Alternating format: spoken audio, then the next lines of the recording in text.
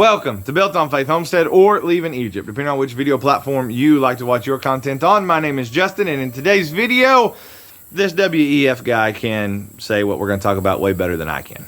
So I'll give two examples. So one is that people eat too much meat, right? And if they were to cut down on their consumption on meat, then they would it would actually really help the planet. But people are not willing to give up meat. Yeah, you know, some people will be willing to, but other people, they may be willing to, but they have a weakness of will. They say, wow, this steak is just too juicy. I can't do it. I'm one of those, by the way. So, you know, so here's the thought, right? So it turns out that we know a lot about, we have these intolerance to, for example, I have milk intolerance. And there's some people are intolerant to crayfish. So possibly we can use human engineering to make it the case that we're intolerant to certain kinds of meat, to certain kinds of bovine proteins. And there's actually analogs of this in life. There's this thing called the Lone Star tick, where if it bites you, you will become allergic to meat. I can sort of describe the mechanism. So that's something that we can do through human engineering. We can kind of possibly address really big world problems through human engineering. Yes, that is right. According to this individual, one of the ways we can get rid of methane issues, right? One of the ways that we can get rid of meat production is to give everybody a meat allergy. Then you won't care to have the steak or anything because you'll be allergic to it and it'll kill you if you eat it. So let's talk about some things that are true before we talk about any of the rest of this video, right? Some things that are absolutely true, whether you like it, whether you don't, right? John Kerry just came out not too long ago with a speech stating that we have cut methane production, and we've done a good job by cutting methane production, and the way we have done that is by changing people's diets. Now, I don't believe he means we have gotten people to eat less beans, so therefore they're not creating as much methane, right? Beans, the musical fruit, the more you eat, the more you toot. I don't think that's what he's talking about. I think what he's talking about is what they're always talking about when they talk about cutting methane, and that is getting rid of beef or other livestock animals that are being raised for meat for your dinner table. And he said we've come a long ways in that by changing people's diet, right? We also know that according to the UN, we're in a global warming time, and one of the things that has to be addressed is agriculture, and we have to get rid, people can't be eating as much meat. You will eat Z-bugs and you will like it according to the WEF, right? And so those things are true whether you like it or whether you don't. It doesn't matter. They're just true, right? Just like this is a hay bale behind me, and you may not like hay bales, but it's still a hay bale. It doesn't matter whether you like that or whether you don't. And so, knowing that that is true, regardless, now let's talk about this alpha-gal syndrome, okay? It is on the rise according to the CDC. It's also on the rise anecdotally in my own life because I know several people, and being a pastor and knowing other pastors that have other congregations, they have people, and sometimes we talk and we talk about these things, right? And it's like, man, why are there so many people allergic to meat now? Like, what's this alpha-gal stuff, right? That was, remember, the WEF guy, that was in 2021. We're now in 2023. CDC just come out and said, yes, there's an increase in alpha-gal syndrome. Now, what they will say is that it is due to global warming. It's because ticks are now, these Lone Star ticks in particular, are from Maine to Texas, and there's, people getting sick everywhere. Well, that's fine and dandy, except for the fact that it's happening all around the world, in Australia, in South Africa, in the UK, and all kinds of places. Alpha-gal syndrome is on the rise. So either they all have a particular type of tick similar to the Lone Star tick that's making everybody sick, or something else has happened. Now, if you're inclined to say, well, they just have a certain kind of tick that's doing the same thing that the Lone Star tick is doing, okay, I can see your point, but I have a few questions. Have we not always had meat? Because you understand, alpha-gal has been in meat forever. It's always been in beef. It's always been in pork. It's always been in lamb. It's always been in goat. It's always been in deer meat. It's been there forever. And as far as I can tell, ticks have been too. And we've been getting bit by ticks without having this ginormous increase in alpha-gal syndrome. So something has changed. What is it? If that sounds interesting to you, stick around for the rest of the video. I once was lost, oh, but now I am found. Was blind, but now I see. So what is one of the obvious things that's changed in the last 3 to 4 years, right? One of the obvious things that's changed is a whole lot of people got a particular doohickey over the last few years, right?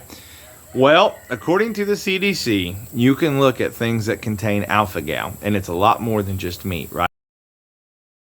There's anything that's got a gelatin or a glycerin and a whole bunch of other stuff in it may contain this alpha-gal carbohydrate. Now, it also provides a link in that CDC, which once again, I'll provide a link down below to the CDC's website. It provides a link that you can go and look at vaccines that may contain this, right? Because obviously, if you're allergic to it, you need to know what may contain this. If you look it up, what you will find is the newest in the... See, I can't even say it. Even though the CDC talks, I don't think I can say it on YouTube.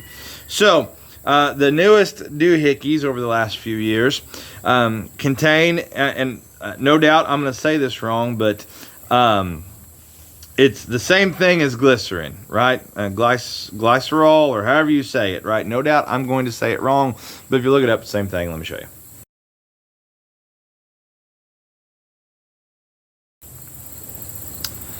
Now, according to the CDC, if you have alpha-gal syndrome, and especially if you had it very bad, you should not be ingesting or injecting products that contain glycerin because you may have an allergic reaction. So my question is this. Once again, and this is something similar to what I brought up in my first video about this, maybe it's not the alpha-gal that's causing the problem. Maybe it is other pathogens within the doohickeys that our body is recognizing and saying we need to attack that, right? And I know one of the potential side effects of these particular doohickeys was sending our immune system into hyper overdrive, having autoimmune issues, right? And so let's say that your body actually is having a reaction to other parts of that doohickey, and now your body, guilt by association, is saying, alpha-gal, you are bad. Last time I had you, I got a runny nose and a sore throat and I ran a fever. Therefore, alpha-gal, you're bad. So the next time you ingest alpha-gal, or a few years later, right, when you're ingesting alpha-gal through eating even some wholesome, you understand the cleanest, best meat on the world still going to contain alpha-gal, right? It don't matter. It's not like one of those things where it's like, well, the rich can go and buy, beef that doesn't, no, it's everywhere. It's in meat. It's like proteins in meat. It's in there, right? And so,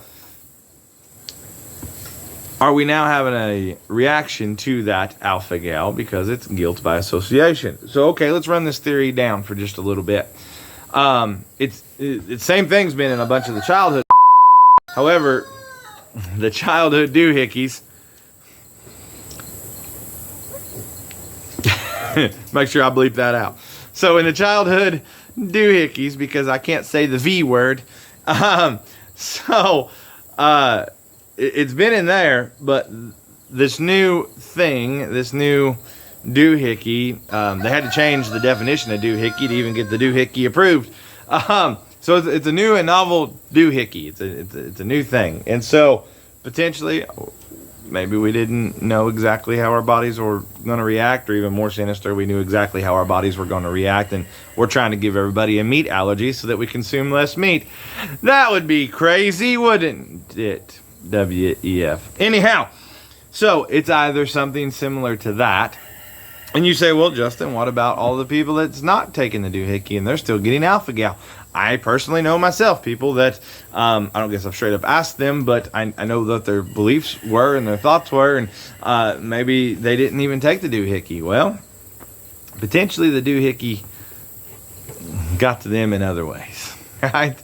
You know what a dog does in the summertime? Remember, I have to talk very vaguely, but you know what a dog does in the summertime? It sheds. That's what a dog does in the summertime. It sheds its fur, and it gets all over you. And I'm not the dog, but I still get the hair all over me.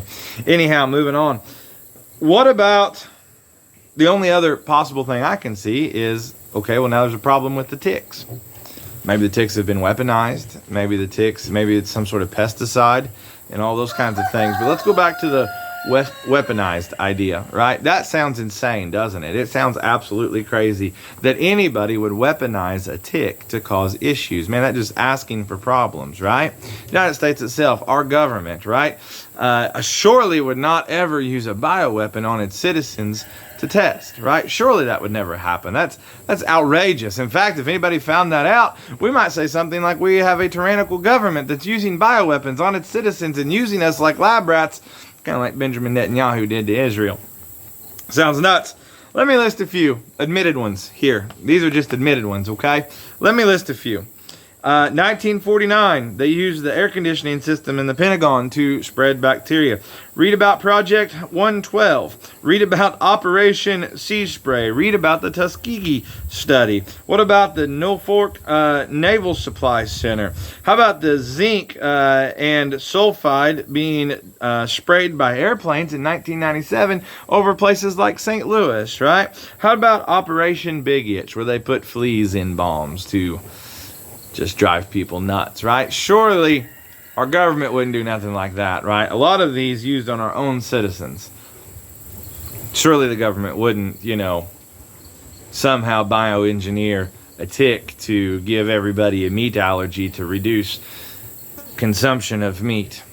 They wouldn't do that, right? Right, WEF guy? There's no way anybody would even consider giving everybody a meat allergy to reduce the consumption of meat to curb global warming. I mean, by the way, this was all used for the military, and nobody would use military-like action to curb global warming, would they? Yeah, I think we all know they would, because that's what they've said they would do. So, why is alpha-gal syndrome spreading? I don't really know. I really don't know. But I can say this, something changed. Something had to change. And I don't believe it was just a natural ticks just all of a sudden started making a whole bunch of people allergic all over the world at about the same time during the same 2 or 3 year time span that people are talking about needing to have a war on global warming, how we're in a boiling crisis in the world, how it's too hot, right, for everybody, and everyone's going to die because it's too hot, and we need to get rid of methane-producing animals. We need to get rid of them. I heard a report today. I haven't checked it into it, so please forgive me if it's not true. But even like not growing rice, right? Because it kind of grows in swamp-like areas, and that swamp produces methane, so we can't grow rice either, right? You're just going to have to get full on air and bugs. That's what you're going to have to get full on. I find it hard to be coincidence that over the last 2 or 3 years, that's been the push, right? An agriculture war to get rid of methane-producing animals and methane-producing products. We have to get rid of them, and also at the same time, there's been many other things, such as the latest and greatest Doohickeys that has changed. Also knowing that our government has used bioweapons even on its own citizens as lab rats to see how things may operate. It makes a person go, it's kind of hard to believe this is all just coincidence. I appreciate you guys watching. Please keep your head on a swivel. Please understand the world we live in, and please understand your only hope is in Christ Jesus. I appreciate you guys. We'll catch you next time.